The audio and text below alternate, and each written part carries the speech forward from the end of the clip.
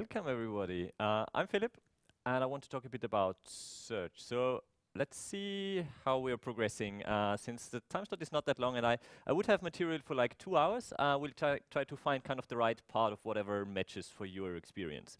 So why am I talking about that? I work for Elastic, the company behind Elasticsearch.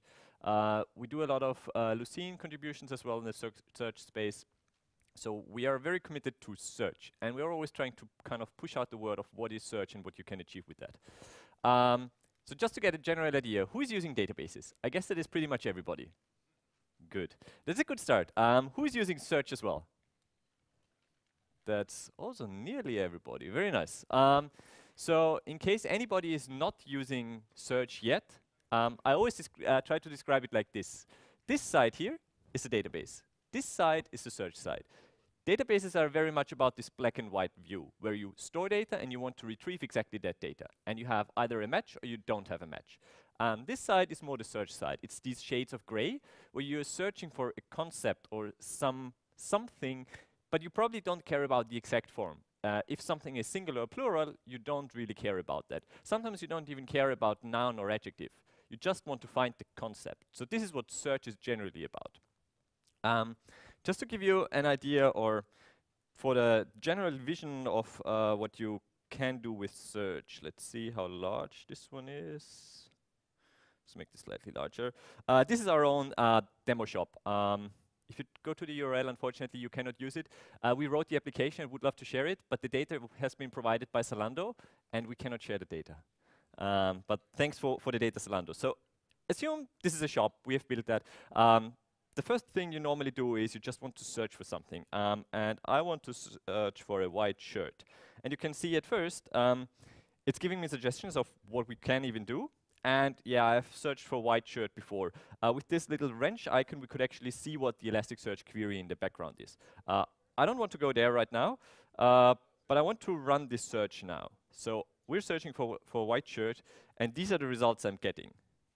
Are we satisfied with those results?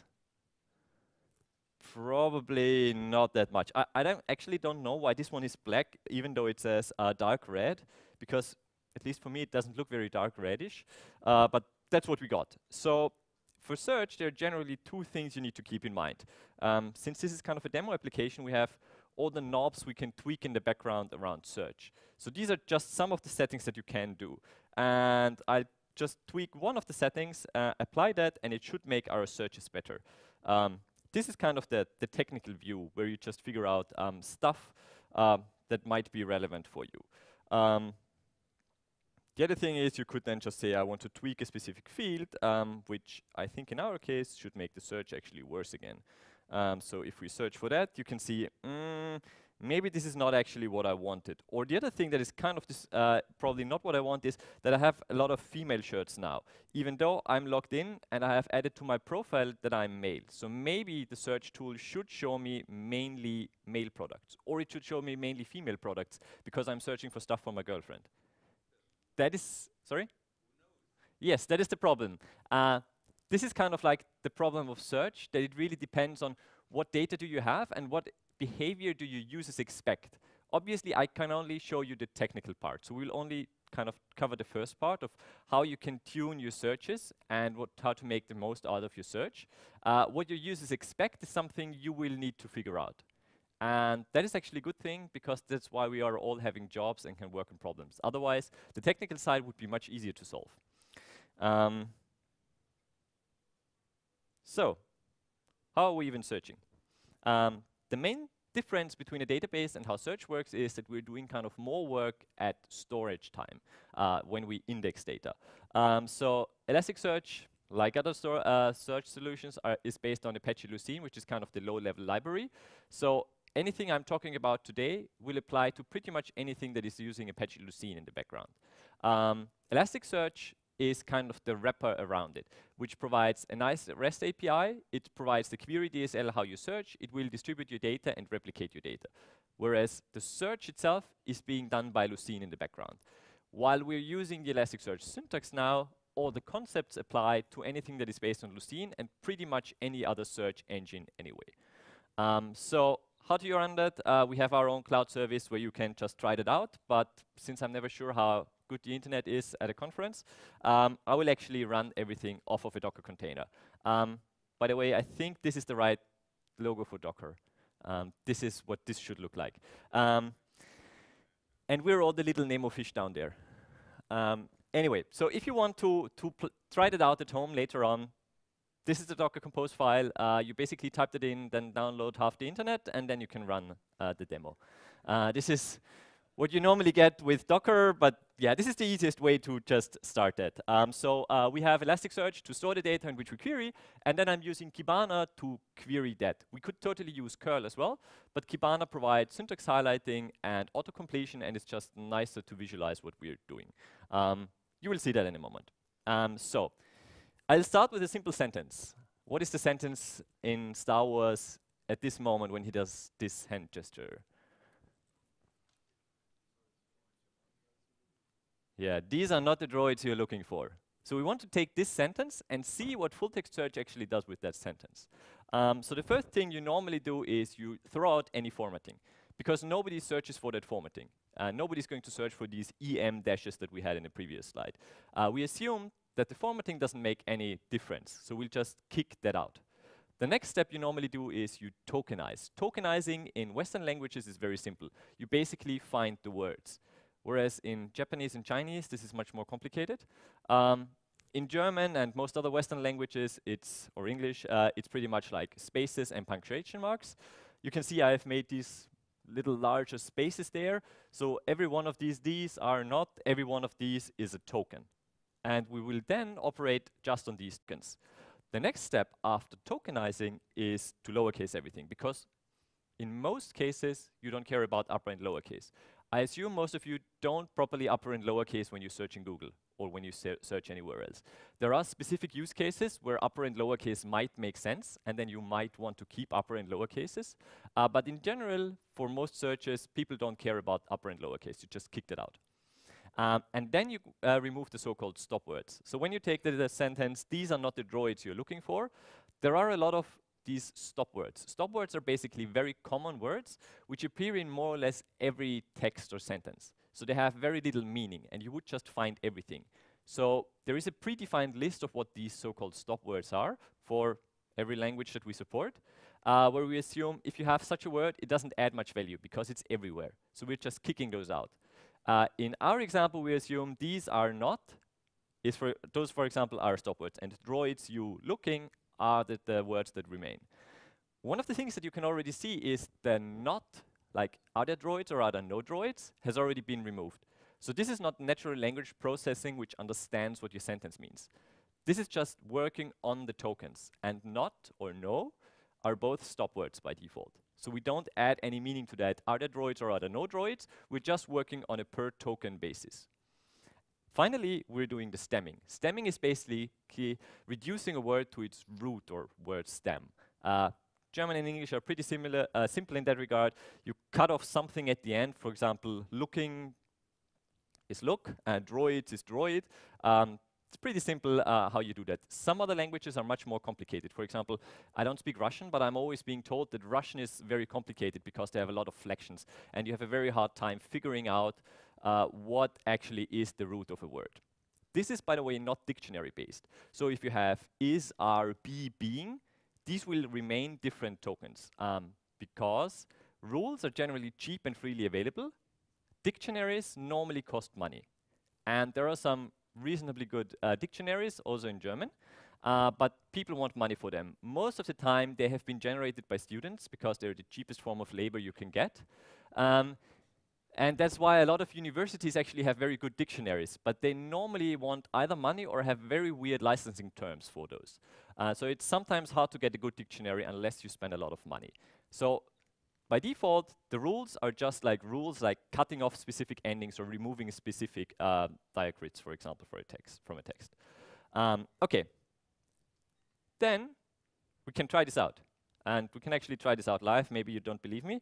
And I always try to show stuff. So this is console in Kibana. You can see we have syntax highlighting. We would have auto-completion, though you probably don't want to see me type that much. I'm just running the current version of Elasticsearch, and now we can try out this sentence. So I'm saying, these are not the droids you're looking for, and I say, this is an English text. And when I run that, what I get is these tokens, which I've shown you before, droid, you, look. And you have two other important things that are relevant for search afterwards. First, we have a start and an end. This is relevant if you want to highlight where your tokens are. If you want to show some highlighting, this is where you have found something. This is how to do that. And the other thing is the position. The position is important if you search for a phrase. If you say, I want this word followed by these other two words. Basically, we're making sure a text contains all words, and the one is followed by the others. So for example, if you had the phrase, droid you, which is admittedly a very weird phrase, but if somebody searched for the phrase droid you, based on the position, we could figure out these are one after the other, and we don't actually need to go into the original documents to find, do we have these words right in that order, but we have that already extracted and can very quickly access that. You can also define that entire pipeline that I've kind of shown you, where you say, I want to throw out the HTML. I use the standard tokenizer, lowercasing, stopword removal, snowball stemming. And then I have the sentence that I've shown you in the beginning, and you're getting exactly the same results. If you, for example, say, I don't want to lowercase, you wouldn't need to do that. Or if you say, I don't want stemming in my use case because it doesn't make sense, you could just leave that out. OK. So let's see. We have covered those. If you're wondering which are the stop words, the list of stop words in English is surprisingly short. It was just a pure coincidence that in our sentence, these are not the droids you're looking for. We had so many stop words because this is, I don't know, 33 or something words. This is actually the number of stop words we have. And if you want to kind of see that original list, this is where you can find it in the source code. It's pretty well hidden, but this is where you could get that. Should you always use stop words? Who thinks yes? Who thinks no? OK, well, why might this not be a great idea?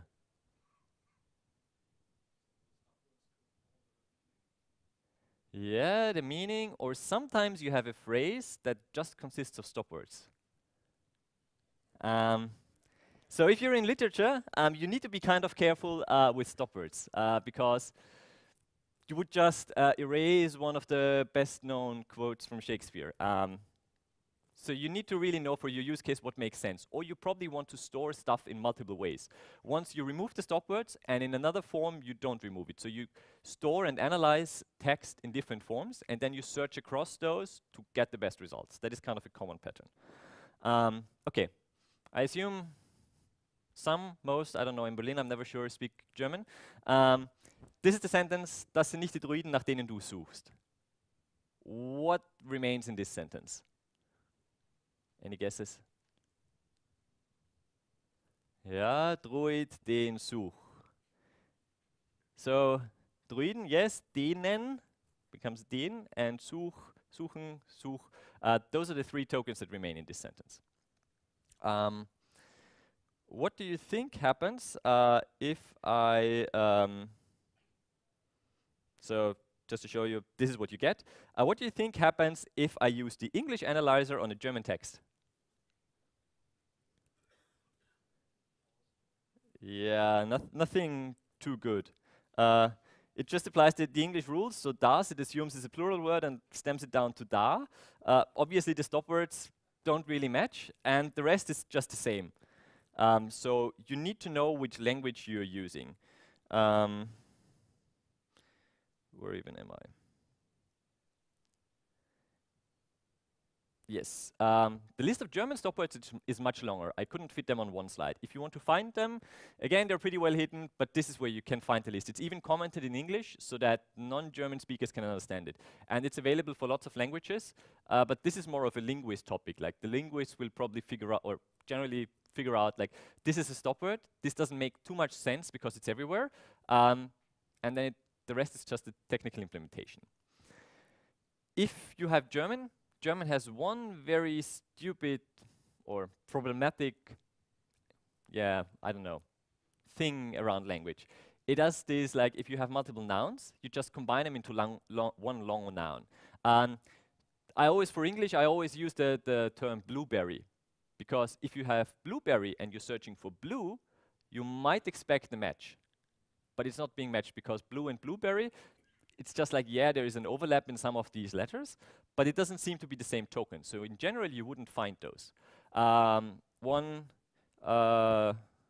from, I think, Hamburg, he wrote the German decompounder. So what he did is basically, he uses hyphenation rules to hyphenate German words, and then he combines syllables which are commonly put together, and then he stems those. This is like the German decompounder to try to get like to the independent words of put together nouns, which you can use. The other thing you might be interested in is if you don't know what language you have.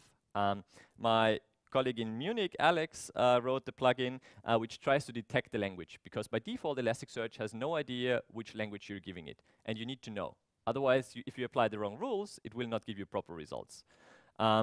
This plugin tries to figure out the language of any text you give it. And these are the languages that we support out of the box, which is kind of like most of the stuff that you would expect. The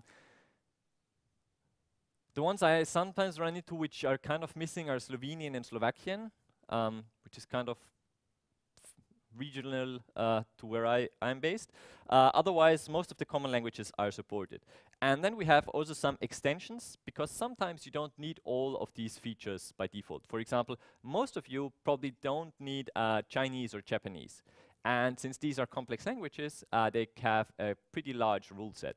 And you either or both don't want to download that all the time if you don't need it, and you also don't want to load it into memory if you don't need it.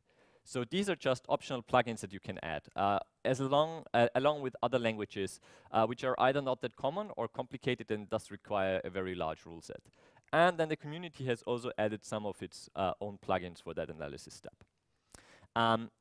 All the rules are generally language specific. So depending on what language you have, different rules will be applied. So for example, the apostrophe S in English, the is, has, or possessive, will be just thrown out. In French, you can see the article is at the beginning, so you can also cut off stuff in the beginning of a word. And église, the accent, is removed, but only in this example. There are other examples in French where accents are not removed because they seem to make a difference. In German, the rule is general. Umlauts, the dots are just being kicked out, and that S thing is being made a double S, which is pretty much the Swiss approach anyway. And you can only do this in German because, according to the linguists, the umlauts don't make a major difference. For example, in other languages, umlauts make a difference. I think in Swedish, they also have an umlaut A. I'm not sure how to pronounce it actually. But there they say it makes a difference. And I tried it out. There the umlaut A actually stays with umlauts when you do the analysis, because it makes a difference. So these are language-specific rules. Okay, if I take this sentence, what remains?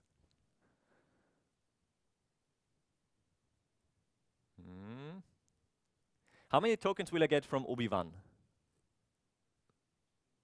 2. Yes. So what you will get is Obi-Wan never told you what happened to your father. You can see here we don't have that many stop words, but this is just based on the like pure coincidence of what we have in our sentence. This is already the form with stop words and stemming. What do you think remains if I have no, I am your father? I am your father. And again, kind of the meaning totally changes. Or maybe not totally, but the no, where you would assume in natural language it makes a difference if there is a no or not a no. It's just being removed because this is the only stop word in our example here. And what you get at the end is this so-called inverted index. So what we do is we extract all the tokens we have in all our documents. The 3 documents or examples we had, these are all the tokens, like stop words removed, the stemmed version, this is what we have. And then we have for every single of these 3 documents, a list basically which says this token we have or we don't have. And the first one says like I have it once or twice, but I don't think we have any tokens twice. So the first one is always 1, and the second one is the position. And that's how you can actually very quickly figure out, do I have a phrase or don't I have a phrase?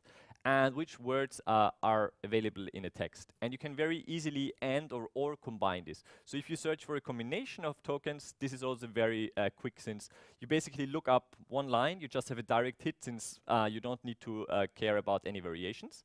And then you can just very quickly and or connect the content that you have. Okay.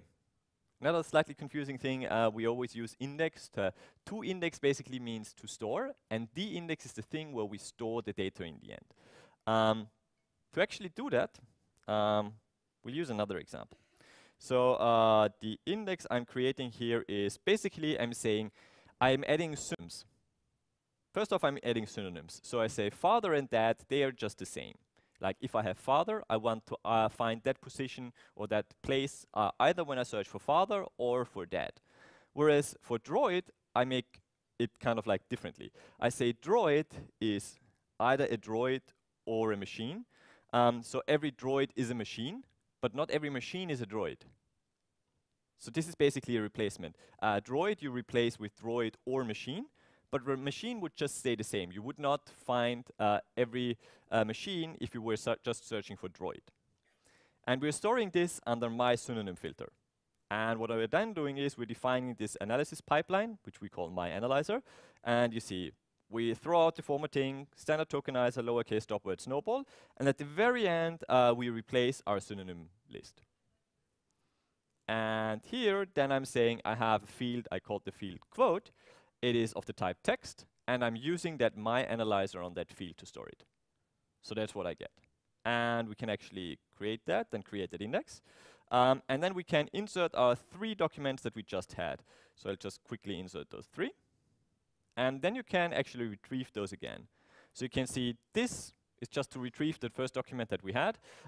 These are not the droids you're looking for. You could also use this just like a database. So if you say _source, I just want to get the original document back, this is pretty much what you get from a database. But that's not really the point of Elasticsearch, to just use it as a database. Yes, you can do that, but we want to do something more interesting. I guess most of you know what this query is doing. Select star from Star Wars, basically. It's a match all. Fair enough. It's finding our 3 documents. If I search for droid, will I find the text with droids? Yes, because it has been stemmed down. If I search for droids with an S, will I find that? Yes, because the term I'm searching for is by default running through the same analysis pipeline as when I store my text. So both the text I'm storing initially will be stemmed and the stopwords will be removed, but the phrases I'm searching for will run through the same pipeline. Otherwise, you couldn't go for direct matches. So this will also be stemmed down. If I search for that, will I find something? Yes, because I have to find the synonym. And I will find both I am your father and Obi-Wan never told you, whatever. You can also get the explanation why you find something or why you don't find something. So here I'm using the same query as before. We can use dad or father, it doesn't matter, it's the same either way. And I actually say I want to check if this document matches or doesn't match, and if yes, why.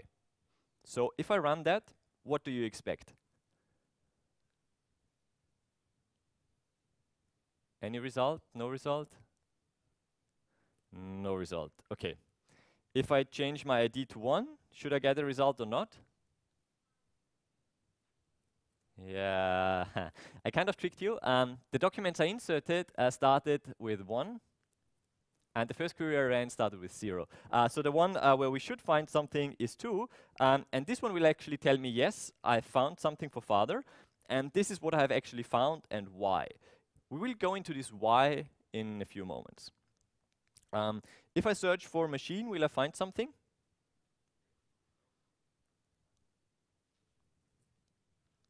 Yes, we said droids are machines, but not every machine is a droid. So here, yes, the machine should find the droids. We can also search for phrases where I'm saying, I am your father. And then only if all the tokens in my match phrase are there, I will actually find a text.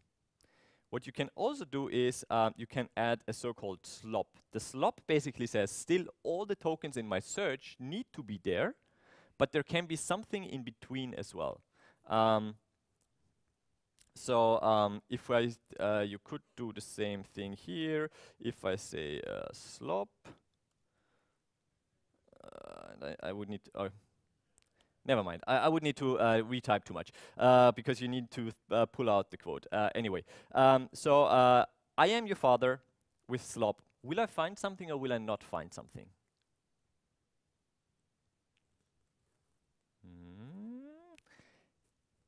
This might be confusing. I'm finding something, but didn't I say all the tokens I have in my search query need to be in the text that I'm looking for? No, not stemming, but stop word. Not is a stop word. So for example, if I would say, I am your loving father, would I find something or not? No, then you won't find it because this is not there. But the stop word is being removed, and thanks to the slop, we would have this difference like, yeah, there is something in between, but we don't care about that in that regard. So this is how you could make the phrase search slightly more lenient. Okay, so another cool feature is fuzziness. So if I don't know how to spell obi-wan anymore, and I'm just searching for one, I could say I want to have auto fuzziness. And this will basically say, okay, I didn't find anything that you exactly typed, but I found something that is kind of similar. You can either set this to auto, or you could set a specific value. So for example, you could say fuzziness of 1. The default for every query would be 0. Here, the fuzziness basically means you can have one edit from the Levenstein distance. One edit basically means you can have one letter too much, one letter missing, or one letter different, one of these three. If you have a fuzziness of 2, you could have any combination with 2 of these changes or edits. Auto basically just sets the fuzziness value depending on how long your query term is. So for example, 0 to 2 characters would have an auto fuzziness of 0. 3 to 5 characters would have an auto fuzziness of 1, and more than 5 characters would have an auto fuzziness of 2. Don't turn up the fuzziness too much because the queries will get very expensive, and you will get loads of results that are not really what you're expecting anymore. If I run this query, will I find something or will I not find something? The obi-wan. So I will find something, but this is slightly tricky or maybe unexpected. So obi-wan is split into 2 tokens, and the fuzziness is on a per token basis. So that's why we're actually finding something, but this is kind of unexpected. And I was very surprised when I first tried it out. Okay, the other thing that we have kind of skipped over so far, by the way, I always try to or like to tell that story. Fuzziness, initially we had a very dumb approach for brute forcing it. The new implementation is kind of cleverer, how fuzziness actually works and how you can make fuzziness work in a performant fashion. You basically make this automaton. So in this example, we're searching for food with a fuzziness of 2. And basically when you go horizontally, this is an exact match that you have. If you go up, this is an edit that you have. So you are trying to find one way to go from the bottom left to the top right corner. And any path through that automaton is how fuzziness actually works. This is not trying to brute force it, but this is just calculating all the possible paths and trying to find one of the paths through the system. This is how fuzziness works. To do something similar in a relational database would look something like this. And you can imagine how much fun it will be to type this. Or also how well that will perform with the wildcard in the beginning. Okay, the other thing we have kind of glossed over so far is the score. That was in our query. Here we always had a score, or every document had a score. This is basically the quality attribute, and a max score for the best value that we had. How do we actually calculate that max score? So kind of the classical way to do that is turn frequency inverse document frequency, TF-IDF, though we have replaced that in the previous version in Elasticsearch with BM25, and BM25 stands for Best Match 25, which basically means it's the 25th implementation of a best match. I'm not sure if we will get a BM30 something at some point, if something changes around that, but this is kind of the current implementation that we have. Though the approach is generally very similar to what you have in TF-IDF. Just some parameters have been tuned, but you will see that in a few moments. So there are 3 components for TF-IDF in general, or also BM25. The first one is the term frequency. Basically, if you're searching for father, and one sentence contains father 3 times, it's more irrelevant than a text that, or a sentence that contains father only once. So if the term you're looking for is appearing more often, that document is more relevant for your search. That is basically the term frequency. So you basically take the number of occurrences and take the square root of that, which looks something like this. The main difference between BM25 and TF-IDF is TF-IDF assumed the more often it appears, the more relevant, whereas BM25 basically says like, once you've found it 5 times in one document, it probably doesn't improve it much anymore. And it kind of flattens out the curve. That's kind of the tuning. It's mostly for edge cases. The other thing is inverse document frequency. Inverse document frequency basically says one token across all the documents that you have, how common is it? The more common a term is, the less relevant is it. And it looks pretty much like this. So this is the number of occurrences of your terms, the x-axis. So you can see once a term appears like 1,000 times, it's not really that relevant anymore in the global context. Whereas if one term appears just very few times, like 100 times or something like that, it is much more relevant. And BM25 is kind of like a bit more aggressive on that regard and just assumes like, well, once you reach 1,000, you can basically ignore the term because who wants to find 1,000 terms for that? Though you could tweak those curves a little. There are some parameters you could still tweak in BM25. TF-IDF was a bit more forgiving and it would still give it some relevancy. And the final thing you have is very intuitive. It's the field length norm. It basically assumes if a field is short and your term appears there, it's more relevant than if it's a very long term where your field appears. Basically it takes the number of tokens that you have in one document and takes like 1 divided by the square root of that number. So the shorter your text is, where you find something, the more relevant it is. So if you search for father here, you can actually run this with an explain true, then it will show you all the things how it found or how it was calculating that in the background. So you see the inverse document frequency, how many times did you find your document, the doc frequency is 1 here, the field length norm, like how long is your text, and how it kind of like calculated all of these steps together. If I'm searching for father, these are the scores from my 2 documents which contain father. Why is the first one ranked higher than the second one? It's just the length. It's like the term frequency is the same, both contain father once. The inverse document frequency is the same because we're searching for father, which is the same for both. It's just the length. But you can see the score is very similar. Like it's a very minor difference, so the length is only kind of like one of the contributing factors. This was true if you were searching for a single term. If you're searching for multiple terms, it's kind of getting more interesting. If you're searching for multiple terms, obviously the most relevant term is the most relevant documents will contain all the terms you're searching for. But how do you rank if a document just contains one or a few of the terms that you're searching for? And you can do that with the so-called vector space model. Let's assume, this is slightly constructed, but let's assume you're searching for your and father in the Star Wars ecosystem. And just in a general Star Wars context, we'll assume that your is very common throughout the movie. So it's not that relevant, whereas father is very rare and is much more relevant. So I'm basically giving your a relevancy of 1 and father of 5. The perfect document would be this vector in the middle, it's your and father. And then the question is a document more relevant if it just contains father or just your? And to calculate that, you basically build the vectors of those and then calculate the angle. And the shorter the angle is, the more relevant that term is. So here, documents which just contain father are more relevant than the ones who just contain your. And this is how to calculate like that difference. There's also a so-called coordination factor, which basically boosts documents which contain more of the hits. So instead of just adding the score for every single document that you find, if you're searching for 3 terms, or it's always 1 divided by the number of terms you're searching for, or how many times you have something. So you can see we are rewarding documents which contain all our terms, and the others are slightly penalized. And you can also put all of this together, which is then called the practical scoring function, which looks like this.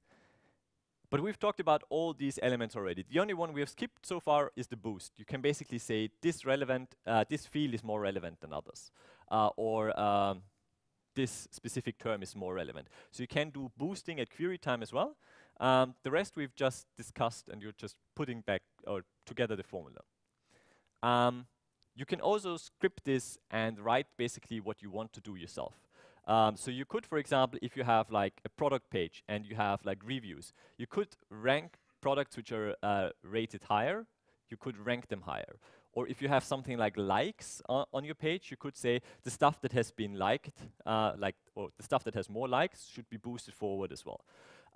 You could also do something like a decaying function, which is very common for either geographic queries or time-based queries. So for example, if you're a news page, probably the most relevant searches are the most recent ones. And you want to kind of decay out all the search hits.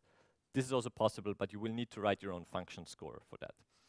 This is kind of the most simple function score, which does a random score. So basically, we're taking a random sorting for the query father. The query you pretty much know, we just wrap that in the function score and say, okay, score that randomly.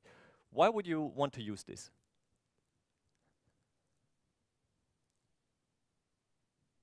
If you have a very large data set, you might be interested in a sample set of that data. And you don't want to have it ranked exactly the same. But you could just get a random sample. In the random score, you can also select an initialization value, and that would make that function stable. So if you rerun the query with the same initialization value, you would get the same sorting back. Then there's one common question is like, can I calculate percentages out of these scores? Or how can I compare scores?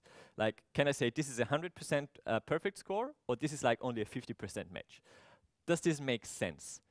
And in the documentation of Lucene, there's this very nice quote that you should never ever do that because it will lead to terrible results. And I can also show you why. This might look very simple in the beginning. So I assume we have the sentence, these are my father's machines. What do we get when we run that through analyze? We get my father, dad. Here you can see the synonym, which is like an index time synonym. Machine, these are the 4 tokens that remain. So let's assume we search for, we index that, and we search for my father machine. So we have all the 3 tokens that we're searching for will be in one of my documents. So we could assume this is like a 100% document. These are the scores you will get. So you could now say, these are my father's machines, and you're searching for my father machine. Like you have all the 3 tokens are there. That's 29 something. That is 100% now. Everybody agrees? This is like a 100% match. Okay. Now, we're deleting that document 4 that we have just inserted, and we're searching for my father machine again. What are we getting? We are getting this, and now we have to decide, like, is this 1.2 something, is this now a 43% match, or is this the new 100% match because this is the best match that we have? Which one should it be? And this gets even worse. Assume we're adding the sentence, these droids are my father's machines, which might be slightly constructed. But you will probably find something in reality where something like this happens as well. And if you search for this, my father machine, and you know, droids have the synonym of machine. So we have droid and machine, so we have that twice, and we have father twice. So because of the term frequency, this should be ranked slightly higher. And you actually get that. And the question is now, is this suddenly a 103% match?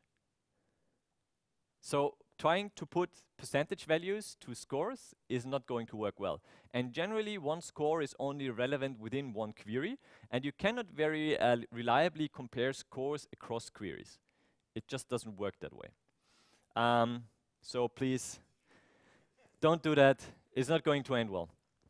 Okay, I often get the question about performance. This is my favorite comic when I get this question. This is whenever some vendor puts out the benchmark and says like, our product is 5 times faster than the competition.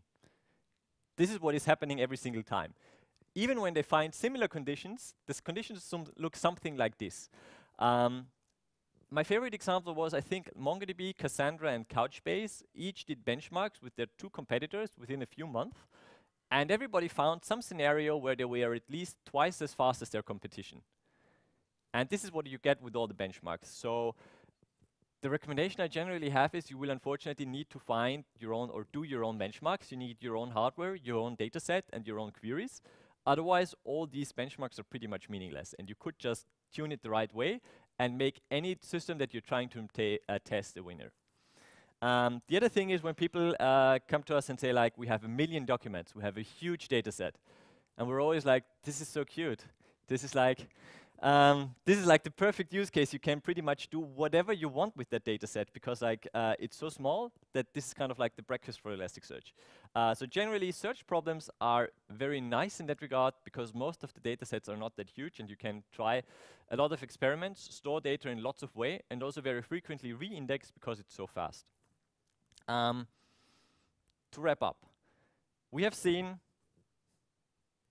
pretty much these features. I don't think it makes much sense to go through them again. We have seen how scoring generally works. More advanced features, which is kind of like, since I have 10 minutes, I can very quickly run through them. I will publish the slides afterwards. You have the full examples and everything in the slides, but this would go on for another 30 minutes or more. Highlighting is probably obvious. Basically, you can show where is my hit. NGrams or NGrams are basically taking parts of a word and taking that out. What is very common are trigrams. So you're taking out groups of 3 letters, so the first 3 letters, starting at the second position, the next 3 letters, at the third position, the next 3 letters. You're taking out all these groups of letters, and when you're searching for something, you're also breaking that up into these groups of 3, and then you're trying to find like which word contains the most matches for groups of 3. And that also works very well if you have these compound nouns we have in German, because then you're trying to just find as many matching groups of 3 as possible. What I've already kind of mentioned is multiple analyzers. What is very common is that you store the same data in multiple formats and search across all of them. So once you just store the data in the original format that you had. Then a second one is you analyze and stop with it.